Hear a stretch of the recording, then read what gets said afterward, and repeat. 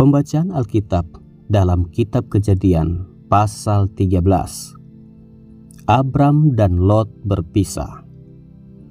Maka pergilah Abram dari Mesir ke tanah Negeb dengan istrinya dan segala kepunyaannya, dan Lot pun bersama-sama dengan dia. Adapun Abram sangat kaya, banyak ternak, perak dan emasnya. Ia berjalan dari tempat persinggahan ke tempat persinggahan, dari tanah Negeb sampai dekat Betel, di mana kemahnya mula-mula berdiri antara Betel dan Ai, ke tempat mezbah yang dibuatnya dahulu di sana. Disitulah Abram memanggil nama Tuhan. Juga Lot yang ikut bersama-sama dengan Abram mempunyai domba dan lembu dan kemah. Tetapi negeri itu tidak cukup luas bagi mereka untuk diam bersama-sama, sebab harta milik mereka amat banyak, sehingga mereka tidak dapat diam bersama-sama. Karena itu, terjadilah perkelahian antara para gembala Abram dan para gembala Lot. Waktu itu orang Kanaan dan orang Feris diam di negeri itu.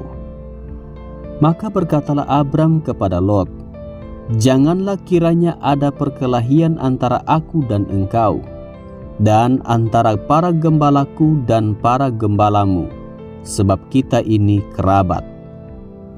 Bukankah seluruh negeri ini terbuka untuk engkau? Baiklah, pisahkan dirimu daripadaku.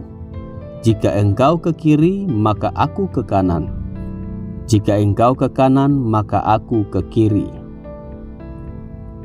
Lalu Lot melayangkan pandangnya, dan dilihatnyalah bahwa seluruh lembah Yordan banyak airnya, seperti taman Tuhan, seperti tanah Mesir, sampai ke Zoar.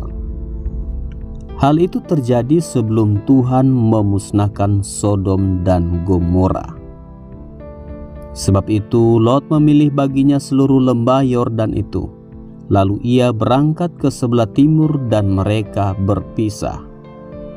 Abram menetap di tanah Kanaan, tetapi Lot menetap di kota-kota lembah Yordan dan berkemah di dekat Sodom.